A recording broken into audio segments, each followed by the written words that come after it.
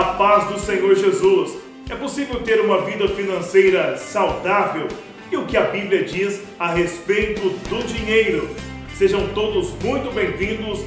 Estamos começando mais uma edição do programa Escola Bíblica Dominical. E estudaremos neste programa a lição de número 10, que fala a respeito de ética cristã e vida financeira. E para discorrer a respeito deste assunto, está conosco o professor Daniel Araújo, que é professor de Escola Bíblica Dominical, diretor do Instituto Missão aos Povos. Nosso convidado também para nos ajudar a ministrar essa lição, pastor Eliel Evangelista, que é gestor financeiro da Igreja Assembleia de Deus Missão aos Povos. Continue conosco, nossa aula está começando. Para você que tem nos acompanhado desde as primeiras lições, já sabem do nosso pedido que sempre fazemos aqui no início da aula, que é para você que ainda não se inscreveu no nosso canal, se inscreva, aperte aí também o sininho para receber as notificações aqui do canal ADMP TV. Sempre que tem um culto ao vivo, um vídeo novo ou uma aula aqui da Escola Bíblica Dominical. Vamos pedir para você também pegar este link e compartilhar aí nas suas redes sociais, marcar aí o seu professor ou o seu aluno da Escola Bíblica para acompanhar também esta videoaula. E para começar, então, a nossa aula de número 10, professor Daniel, mais uma vez, muito obrigado pela presença do Senhor. Eu gostaria que o senhor trouxesse para nós o que a lição que o autor dessa revista trouxe aí para a lição de número 10, tratando a respeito desse tema relacionado à vida financeira. Mais uma vez, muito obrigado. Quero agradecer mais uma vez, a paz do Senhor Jesus a todos, uma satisfação muito grande estar aqui novamente, Rodrigo. E junto também com o pastor que eu gosto muito, um amigo meu, pastor Eliel, uma satisfação muito grande ter conosco hoje aqui, pastor. A questão, Rodrigo, da lição ela vai trabalhar a questão da vida financeira. Eu quero trazer aqui os três aspectos principais da lição. Antes eu gostaria de ler o textual, para que a gente venhamos a ter um tom na nossa videoaula. Textual. Porque gastais o dinheiro naquilo que não é pão e o produto do vosso trabalho naquilo que não satisfaz. Está em Isaías capítulo 55, versículo 2, parte A. A lição, como sempre, dividida em três partes. A questão bíblica sobre o dinheiro, em segundo momento, como você relaciona a aquisição do recurso e, por fim, ela vem falar sobre como que você vai gerir esse dinheiro. Biblicamente, nós percebemos que o homem, dentro da cultura judaica, do costume patriarcal, ele tem a responsabilidade de trazer esses mantimentos para dentro da sua casa. E a Bíblia, em vários momentos, em diversos aspectos, ele vem falar sobre equilíbrio, que a pessoa tem responsabilidade, mas que também trabalha. Um costume da idade anterior à Idade Média, até no período anterior à Reforma Protestante, é que a Igreja Católica ela sempre trabalhava como trabalho, sendo uma penitência pelo pecado do Éden, cometido por Adão e Eva, e que também a questão do dinheiro como sendo algo pecaminoso, como sendo algo negativo. Alguns preconceitos que nós precisamos tirar. Primeiro, o trabalho não é uma punição dada por Deus. A punição vem pela dificuldade, o labutar nesse trabalho que foi dado, a questão da dificuldade de arar a terra, colher os frutos. Isso foi uma consequência do pecado original. E, em segundo aspecto, em nenhum momento, Rodrigo, a Bíblia fala sobre abençoar aquele que não tem dinheiro e amaldiçoar aquele que tem. A viver em conta de penitências, em conta de mendigâncias, a Bíblia não trabalha dessa forma. Muito pelo contrário. A Bíblia mesmo fala para nós que Deus ele é justo. E ele dá a colheita ao fruto daquele que planta. Ou seja, qualquer pessoa, independentemente da sua situação ou da sua condição social ou religiosa, aquele que planta, aquele que lança a semente na terra, ele a colherá. Deus ele tem essa justiça, é dado também no próprio Éden, aquele que lança a semente, ele vai colher. Ou seja, aquele que trabalha de uma forma inteligente, que administra bem suas riquezas, ele pode adquirir seus bens. No Antigo Testamento, principalmente no livro de Provérbios, a gente tem N exemplos de como o homem ele vai respeitar o seu relacionamento com a questão financeira. E a lição trabalha também no Novo Testamento. Cristo, ele relaciona muito, é importante, né, pastor, nós falarmos que ele relaciona muito dos pecados e dos erros cometidos pelo homem com sua paixão ao dinheiro, a sua paixão, a sua visão aos recursos financeiros. E eu gosto de elucidar muito o Evangelho segundo Mateus, no capítulo 6, que todo ele, eu quero recomendar a você que está assistindo nossa aula, leia o capítulo, por questão de tempo aqui eu vou só ponderar, que fala sobre adquirir riquezas, adquirir bens, não se deixar o coração ser dominado por esse Deus que se torna o dinheiro. No Novo Testamento, o Antigo Testamento chama de Mamon, tem até um nome esse Deus. Então que o homem tem equilíbrio. Vem falar também no mesmo capítulo sobre a ansiedade e sobre o descansar no Senhor. É importante nós frisarmos.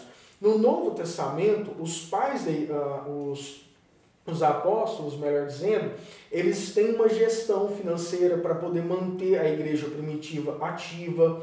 Eles têm toda uma preocupação e sempre lembrando, não deixe o seu coração debruçar sobre a avareza, mas reconheça que tudo vem de Deus e devolva. E aí a lição, no seu final, ela vem trabalhar sobre a questão do dízimo, das ofertas, que é a vocação e a doação do adorador para a igreja. Outro comparativo, o Antigo Testamento, o dízimo, ele era legalizado, ou ele de uma forma legítima, era exigido, isso reconhecido dentro da lei mosaica, para o homem. No Novo Testamento, um grande conflito que existe também, Rodrigo, é a questão de se o dízimo ele é legal ou não para o Novo Testamento. Em nenhum momento Cristo condena o dízimo. Em nenhum momento Cristo vem falar que o dízimo ele é errado. No entanto, o dízimo no Antigo Testamento ele era direcionado para qual estrutura? A estrutura do templo, a estrutura levítica, que era a forma que o templo e toda a gestão ele tinha para receber o seu recurso. Outrora não tinha outra fonte de renda. Agora no Novo Testamento, Cristo ele se preocupa com outro aspecto do relacionamento homem-Deus. Mas ele não diz que é errado devolver o dízimo. Então é de se refletir. E salientar de uma forma muito forte que o nosso coração se debruça sobre aquilo que nós muito amamos e que venha a ser então Deus. Para finalizar esse primeiro momento, lembrar também que o próprio Pai Nosso fala: Pai Nosso que estás no céu, santificado seja o teu nome. Continuando, e o pão nosso de cada dia nos dá hoje. E o pão ele é resultado de trabalho, de esforço, da bênção de Deus e também pela gratidão do homem que o recebe. Tá certo. Daniel, muito obrigado pelas suas explicações. É bom também o professor entrar em todos esses aspectos, né? Tanto o aspecto histórico, né, das questões da relação do homem com o dinheiro no período judaico e trazer também para a atualidade, discutir também com os alunos essas questões de vida financeira, de vida familiar. Isso é muito importante. Professor Eliel, vou chamar de professor porque foi meu professor, claro. Mas pastor Eliel Evangelista, o senhor é gestor financeiro aqui da igreja, trabalha sempre com essas questões de dinheiro, envolvendo dinheiro. Eu queria fazer algumas perguntas para o senhor antes, agradecê-lo pela presença, para nós é motivo de muita satisfação, de muita alegria tê-lo aqui. Primeira pergunta, é possível ter uma vida financeira saudável? Sendo cristão, é possível ter uma vida financeira saudável, pastor? Sim, em primeiro lugar eu quero agradecer o convite para participar desse momento aqui que é único para todos nós, porque falar de vida financeira também é uma quebra de tabu. Sem dúvida. Muitas pessoas têm dificuldade nessa área e esse assunto realmente é muito importante. Eu quero agradecer o convite de poder participar e poder dar a nossa pequena contribuição aqui com vocês. Com relação à saúde financeira, nós sabemos que equilíbrio e saúde nós precisamos ter em nossa vida em todas as áreas, né? Na área financeira, na área espiritual, na área física, na área emocional, em todas as áreas que compõem o ser humano, nós precisamos de ter saúde. Agora, o que é importante é que além dos recursos que nós temos hoje, na ciência que nos ajuda na administração financeira, nós temos também a palavra de Deus, que serve para nós como um norte, como um orientador, para nós termos uma vida equilibrada. Eu estou acompanhando aqui o material redigido pelo nosso amigo, pastor Douglas, e ele fala nessa primeira parte da vida financeira equilibrada, ele utiliza inclusive o livro de Provérbios, mas eu acredito que é possível sim. Nós temos na Bíblia e através também de um apoio técnico da ciência, da administração financeira, algumas orientações que podem nortear o nosso comportamento. Falando a respeito do dinheiro, né? Nós havíamos até conversado um pouco, a gente sempre conversa antes de nós iniciarmos a gravação. Existia um certo preconceito na igreja até um tempo atrás quando se discutia a respeito de dinheiro. Parece que não era muito bom ser rico. Ser rico parece que era até pecado, não é verdade? Parece que a gente deveria perder tudo que tínhamos, dar tudo aos pobres e ficar sem nada. E ser rico não é um pecado, né, pastor? Muito se discutiu sobre esse assunto, inclusive, Daniel, como professor de teologia, sabe que existem muitas pessoas que fazem inúmeros comentários, uns atacam, outros defendem teologias como a teologia da prosperidade, que trata também do dinheiro. Então, falar nesse assunto sempre causou, assim, alguns extremos. E eu vou aproveitar de falar dos extremos, porque quando se fala do dinheiro, tem um extremo da pobreza e tem um outro extremo da riqueza, né? E à luz da Bíblia, a gente pega até alguns exemplos de textos que são muito utilizados, como esse aqui de Provérbios, quando fala que para que o Senhor não nos dê nem riqueza e também nem pobreza. Eu acredito que os ricos e os pobres, como diz a Bíblia, eles sempre existirão. O que a gente precisa para ter uma vida saudável, Rodrigo, é saber como lidar na situação da extrema pobreza ou da extrema riqueza. Eu acredito que a saúde financeira está exatamente em como administrar esses extremos. Fugir deles é quase que uma coisa impossível. Algumas pessoas vão ser muito pobres, outras muito ricas. Então a minha sugestão é ter uma capacidade de reação ou de administração nesses dois extremos. Paulo deixa um exemplo muito bom sobre isso. Quando ele escreve aos Filipenses, Daniel capítulo 4, a partir do versículo 10 até o versículo 13, ele aborda isso. Ele usa até aquele texto bastante conhecido, posso todas as coisas naquele que me fortalece. Mas é bom avaliar os versículos anteriores, onde ele fala que ele aprendeu a viver nos dois extremos, tanto a ter quanto a não ter. Então eu acredito que uma vida saudável financeira é você ter essa capacidade de reação, de quando você viveu o momento da pobreza, você entender que Deus é o grande provedor de tudo.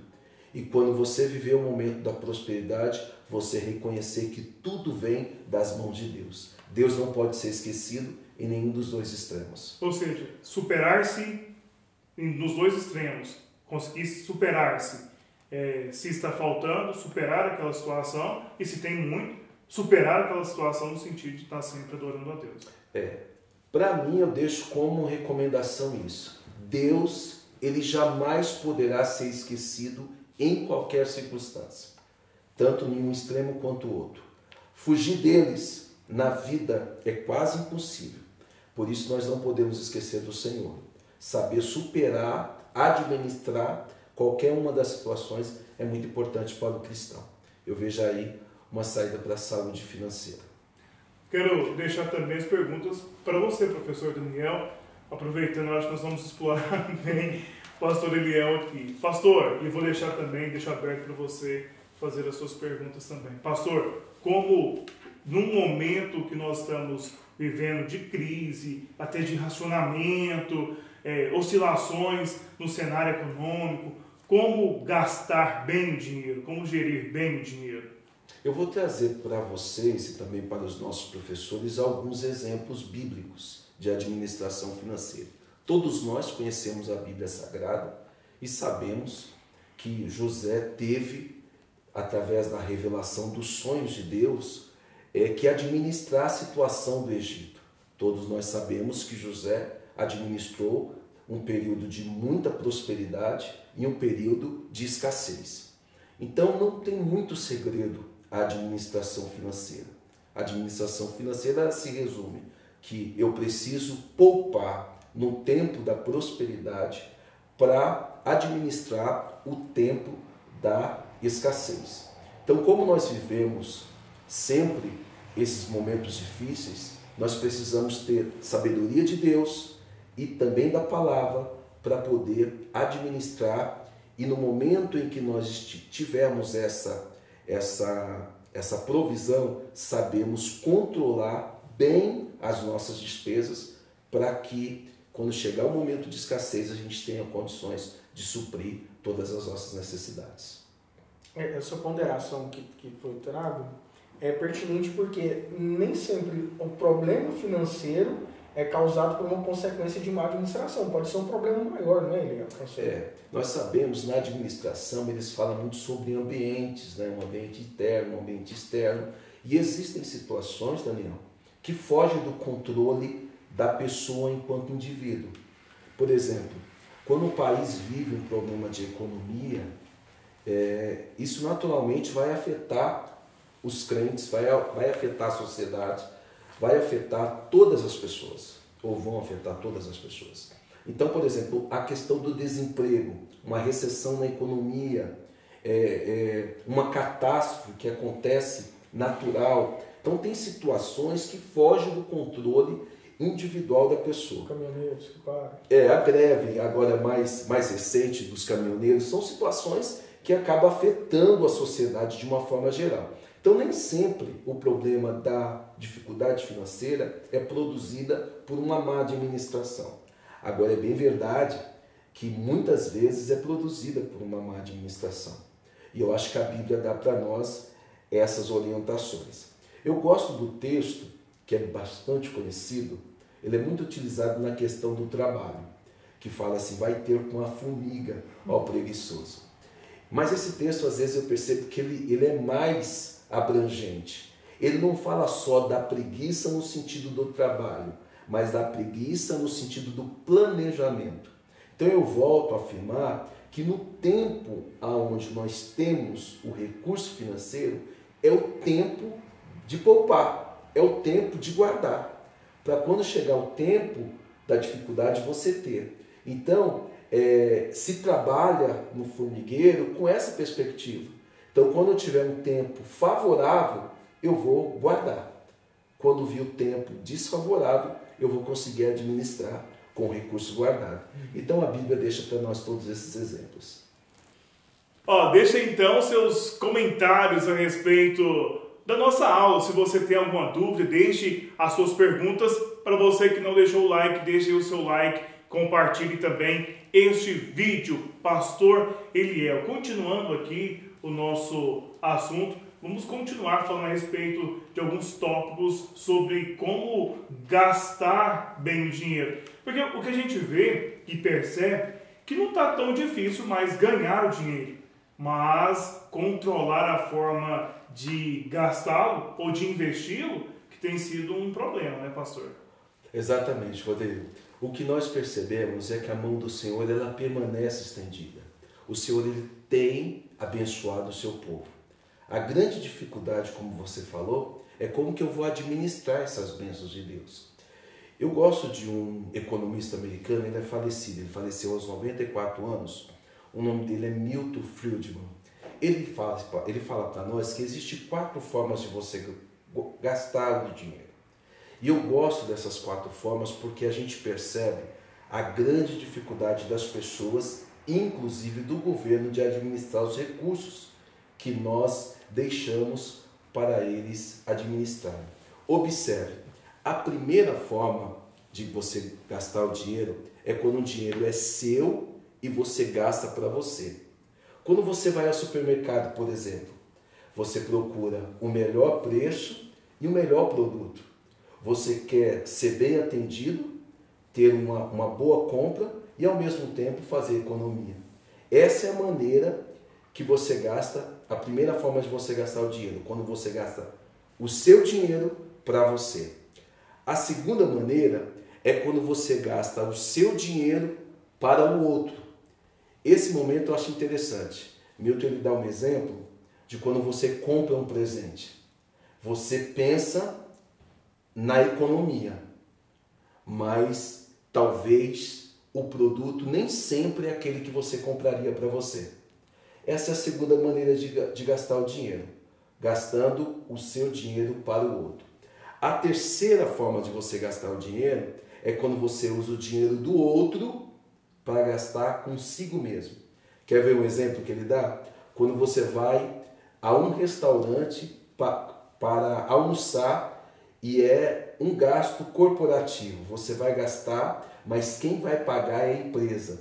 Normalmente, você não olha o preço. Você escolhe o melhor restaurante, a melhor comida, inclusive a comida que você está com vontade de comer. Mas você não se importa muito com o valor. Você está preocupado com a sua satisfação. Isso é preocupante.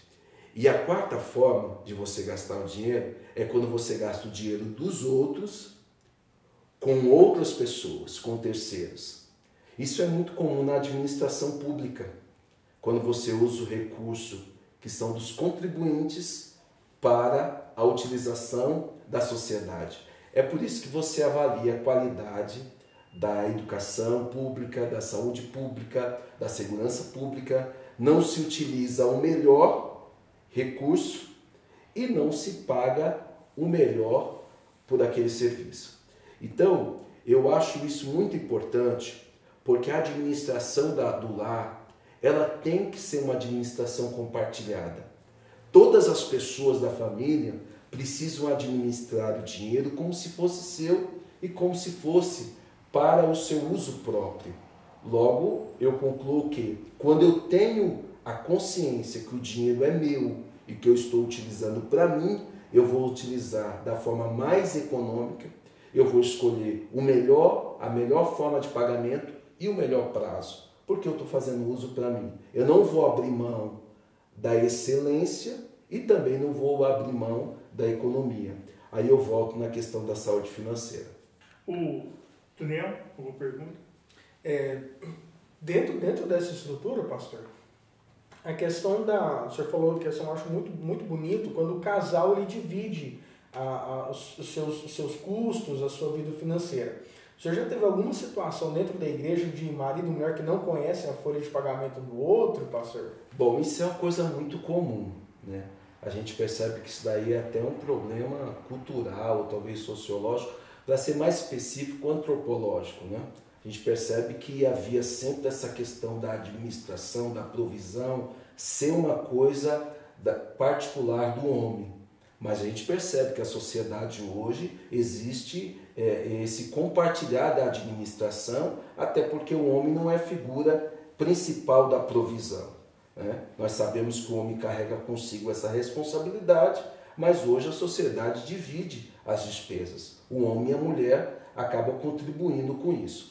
Eu gosto dessa proposta, Rodrigo, da administração compartilhada, Daniel, e eu vou até utilizar um exemplo bíblico, que é o exemplo do segundo livro dos Reis, capítulo 4, que fala da viúva endividada. É interessante porque as dívidas, elas podem produzir a escassez ou a destruição da família. E o texto deixa muito claro isso. O credor vinha para cobrar e se ela não tivesse condições de pagar, ela perderia os filhos. E hoje é uma realidade isso. Se não houver uma boa administração, se houver um endividamento, a principal prejudicada é a família. Então eu gosto desse texto por conta disso. E o interessante é que Eliseu vai perguntar para ela o que ela tem em casa. Ela vai dizer que ela tem uma botija de azeite, mas a orientação que ele dá fecha a sua porta, tu e teus filhos, e produz ali o resultado da saída da sua dívida. Eu penso no compartilhar das situações. A grande dificuldade hoje é que existem alguns membros da família que são os principais responsáveis e eles não compartilham não só o momento de prosperidade, como também o momento de escassez. No momento de prosperidade, nós temos o extremo daquelas pessoas centralizadoras, daqueles casais, ou de um membro do casal que é mais centralizador. Normalmente essa pessoa tem um comportamento um pouco mais seguro, né? Um pouco mais controlador, né? com mais dificuldade de abrir o recurso da família, e por outro lado nós também temos o outro extremo daquele pessoa que gasta muito. Então tem pessoa que não compartilha o orçamento, aí não sabe o quanto pode gastar e também não sabe o quanto deve economizar. Esse exemplo de Eliseu para a família é muito interessante, Daniel, porque quando a família passa por uma crise financeira, todos da família têm que tomar ciência. Todos precisam saber quando nós precisamos economizar, providenciar recursos financeiros, e também todos precisam saber e compartilhar dos momentos de prosperidade. Eu penso que a grande dificuldade hoje nas igrejas como um todo é falar desse assunto. Porque isso, Rodrigo, é resultado de muitos divórcios. A crise financeira, a falta da administração nessa área, produz males para a igreja de uma forma assim avassaladora. Nós percebemos que muitas pessoas têm dificuldade no relacionamento, Daniel, exclusivamente porque não compartilham a gestão financeira, não compartilham as dificuldades, não projetam junto, não administram junto, e isso tudo produz esses males que a gente percebe ao longo dos anos. Pastor, se eu tenho uma dívida hoje, se eu tenho uma vida endividada e se eu tenho problemas hoje, qual que é o conselho que o senhor deixa aí para todos os nossos alunos? Qual a primeira atitude que eu devo tomar? Assim, olha, hoje eu quero organizar toda a minha vida financeira. Qual a primeira atitude que eu devo tomar? Assim? Primeira coisa é o controle das dívidas. É importante você fazer uma lista. Algumas pessoas utilizam uma tecnologia como o uso de planilhas, uso de aplicativos, fazer uma lista das suas principais despesas. E tem algumas despesas que elas são despesas essenciais. Nós não podemos abrir mão das despesas prioritárias, como a questão da moradia, da alimentação, né, da saúde, da segurança. Essas coisas nós temos que priorizar.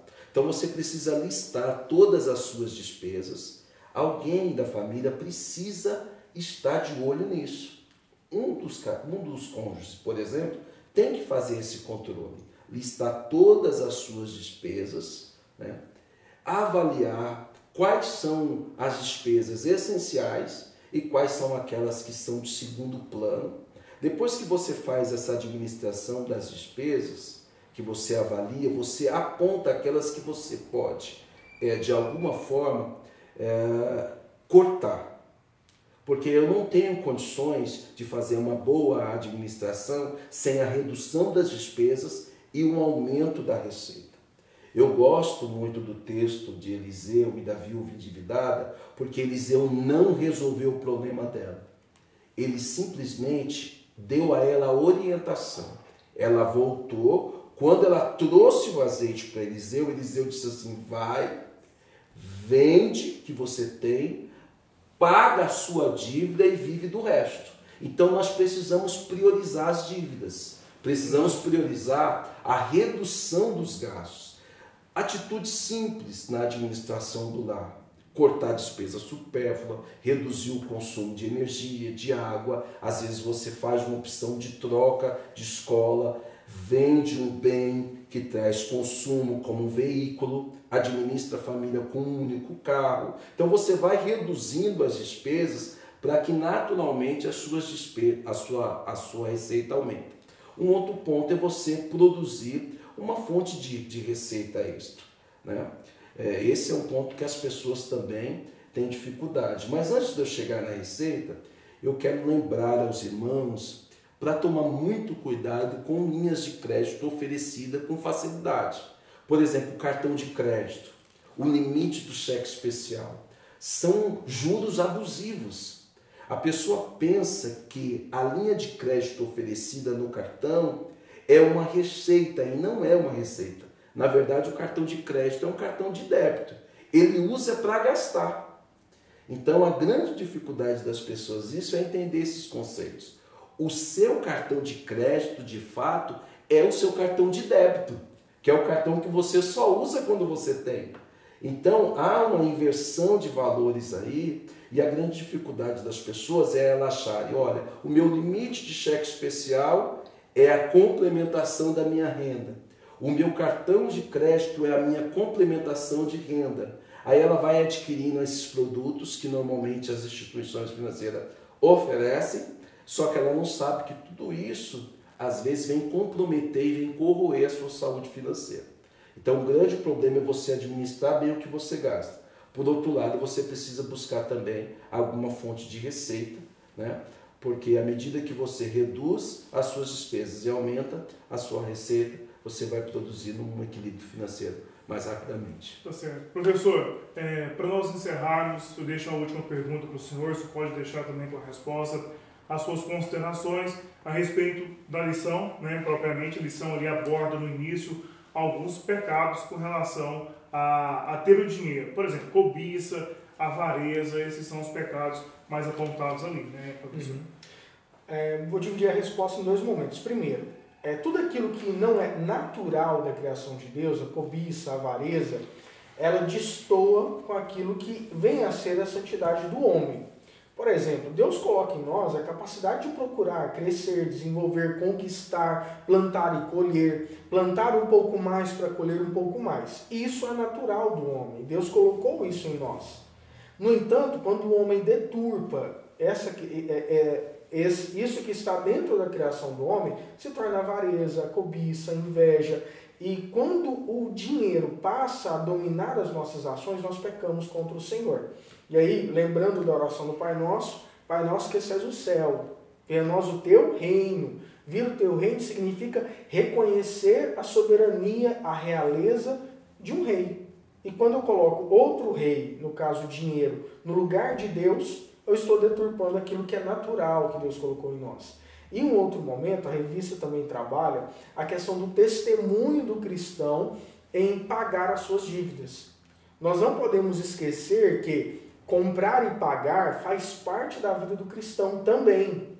Da mesma forma que a Bíblia fala que nós herdaremos, que nós ganhamos, que nós temos e tudo mais, que a gente gosta muito de usar até hora vezes, né, passou isoladamente, nós também temos que perceber que a quitação dos nossos débitos faz parte também do testemunho do cristão. E testemunho do cristão é o que muito nós estamos precisando hoje na sociedade, de uma forma tão complexa que nós estamos na relação de ética, moral, da utilização do dinheiro de outras pessoas e do nosso próprio. Tá bom, essas são as considerações. Muito obrigado, Daniel. Professor Eliel, pastor Eliel, gostaria que o senhor deixasse também as suas considerações finais e algum outro apontamento a respeito desse tema que o senhor gostaria de compartilhar conosco. Rodrigo, Daniel, tem um texto bíblico que eu acho ele muito importante, Deuteronômio capítulo 8, ele é dividido em dois extremos, o extremo das dificuldades do deserto e o extremo da prosperidade da terra prometida. E lá dá para a gente entender, à luz da Bíblia, pelo menos 4 lições que eu gostaria de compartilhar com todos os irmãos nesta oportunidade. A primeira lição que o texto nos traz é que no deserto nós precisamos aprender que todos os recursos que nós temos, todos eles não garantem o nosso bem-estar. O que garante o nosso bem-estar é você ter o teu Deus como teu provedor. Isso vai garantir em todas as esferas. A segunda lição que nós aprendemos nesse texto é que nós não podemos esquecer do Senhor no tempo de paz e de prosperidade. Todo momento é tempo de nós louvarmos a Deus. Depois nós precisamos compreender que Deus é o provedor de tudo, é o doador de tudo. E para concluir, nós precisamos colocar Ele sempre em prioridade. Eu acredito que quando nós colocamos o nosso Deus, que é provedor, dono do ouro e da prata, que é o nosso sustentador, como prioridade nas nossas vidas, certamente a nossa vida vai ser equilibrada, não só no aspecto financeiro, mas em todos os demais aspectos. Então, portanto, a nossa aula a respeito de ética cristã e vida financeira. Eu gostaria de mais uma vez agradecer a você que nos acompanhou aí durante esta aula. Muito obrigado sempre pelo carinho da sua audiência. E para finalizar, como fazemos em todas as aulas, o pastor convidado é aquele que ora para nos abençoar e para nós finalizarmos essa aula. Eu gostaria que o senhor orasse com todos nós, pastor, para que o Senhor abra as portas financeiras e que também o Espírito Santo possa nos conduzir também a ter uma vida financeira bem equilibrada. Amém. Senhor, nosso Deus e nosso Pai, nós te louvamos porque reconhecemos que tudo vem das tuas mãos. Te agradecemos pelo dom da vida, te louvamos por todos os recursos que o Senhor tem dado para nós. Te agradecemos, meu Deus, por essa oportunidade de compartilhar um pouco da tua palavra e pedimos ao Senhor que o Senhor olhe para o nosso Brasil, olhe para a nossa cidade, para o nosso estado, olhe para a nossa igreja. Precisamos de uma intervenção do alto, precisamos do socorro da tua parte acima de todas as coisas. Pedimos ao Senhor que nos dê orientação através do teu Santo Espírito para cada aula, para cada professor, para cada coordenador, superintendente de escola bíblica dominical. Dê inspiração para que eles possam, meu Deus, através da sua palavra, mostrar que é possível nós termos uma vida saudável, financeiramente falando. Pai, em nome de Jesus, que a bênção do Senhor esteja sobre cada um de nós, porque Tu és o nosso Deus, o nosso Senhor e o nosso Salvador. Amém.